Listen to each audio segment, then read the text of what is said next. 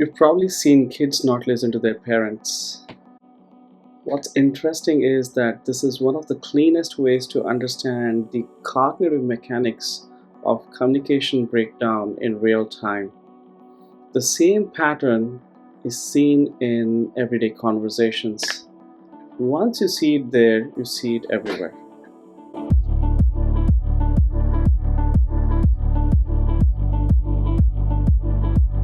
After all these years,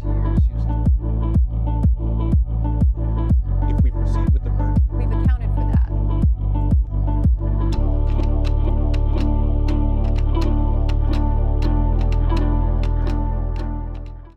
Welcome to the channel. Here we cover the cognitive mechanics of everyday conversations. My goal with the channel is to give you a set of tools that act as an X-ray to dissect a conversation. I want you to be able to look at a conversation, be it a sales negotiation or just an interaction with someone, and see the invisible structure underneath it. Today, we are going to look at the conversation between parents and their children. If you're not a parent, don't click away. The dynamics of this communication is a good way to understand any other conversation. But first, let's take a look at how the brain works. Let's go under the hood and see how it really works. I want you to imagine your brain is actually two different people sharing the same office. One person is the security guard and the other person is the librarian. This security guard is your fast brain. Its job is to protect self and be very efficient at doing different tasks. The other person is the librarian. The librarian is very slow and deliberate. It's relatively more accurate. However, it's expensive. Now let's do this. Think about your commute to work. You drive for 20 minutes and then you park and get down.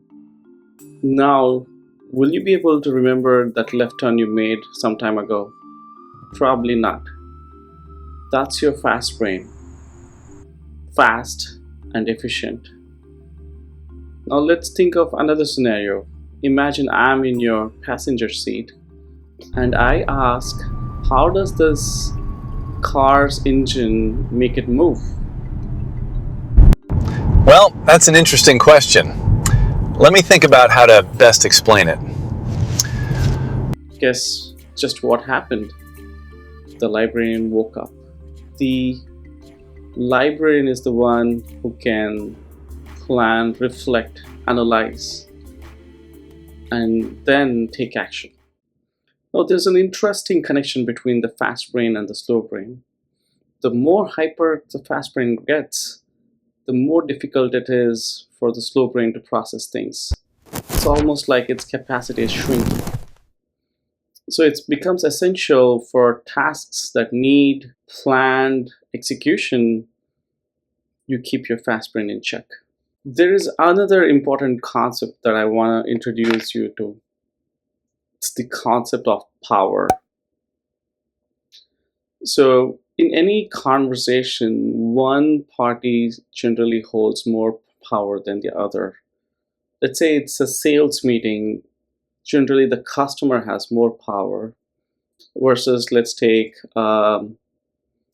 doctor-patient interaction, wherein the doctor generally has more power.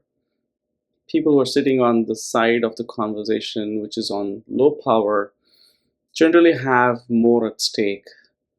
And so the fast brain, whose job is also to self-protect, is very vigilant and active. So it becomes very important that most conversations are done at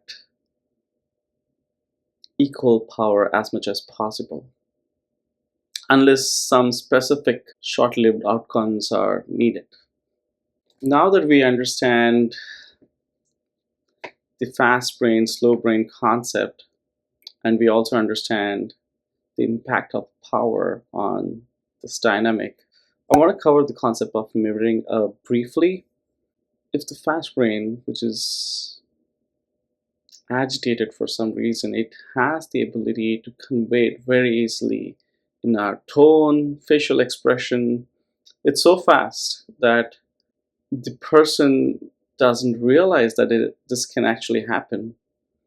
And so it's transmitted and it is also received on the other end without actually consciously realizing as well. And it has the ability to activate the fast brain on the other end and make them agitated very easily as well.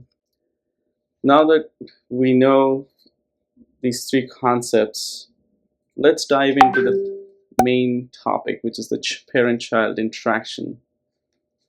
In, in this context, what we need to understand is the huge power mismatch. The parents hold all the keys. There's huge consequences for the child. The kid's body is designed for survival, not for reflection. So they're very much in the moment, mostly running on the fast brain.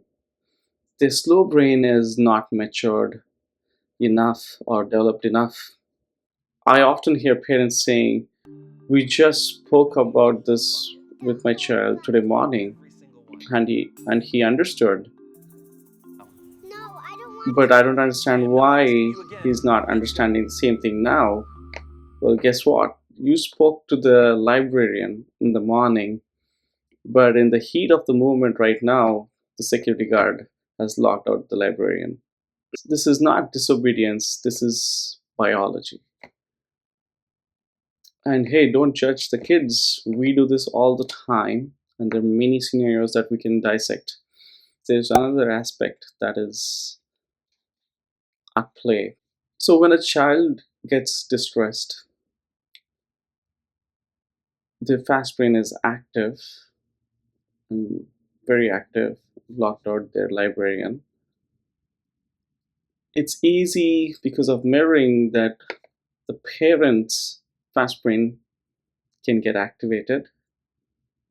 So, guess what? A lot of the solutions that the parents take are the approaches that their parents took while growing up. So, it turns out to be a very intergenerational pattern that carries from parent to child, one after the other. So, now let's look at what's happening at the slow brain level.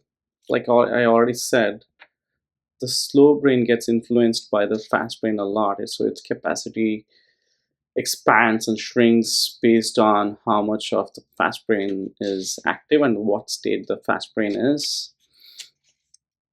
One of the mistakes we make quite often is that we believe we're rational and logical about things, but we completely underestimate how fast the fast brain is sneaking up on our thoughts. For instance, just stand in a crowded room and just scan everybody's faces in that room, and you'll see that your brain is going on and off, tagging everybody's faces with certain perceptions and patterns that you have built over time. Our goal for any critical scenario um, or difficult scenario is to be in the slow brain mode as much as possible, and also get the other person also into the slow brain state so that we can have a very rational, calm conversation. I know we skimmed through many concepts here today. We understood the dual mode that the brain can be operating in. We understood the concept of we understood the impact of power on these modes and how mirroring can transmit these modes from one person to other. Took a slightly more detailed look at the parent-child interaction dynamics and the intergenerational aspect into it. And we spent some time understanding the concept of how subtle the fast brain can sneak up and fool us. I didn't dig too much into the biases aspect, but we will in our future episodes. If you want to understand the hidden architectures of your conversation, then hit subscribe. We'll be covering a lot more scenarios. We'll be doing a lot more deep dives into some of these. I'm Varun Nagraja. Thanks for watching.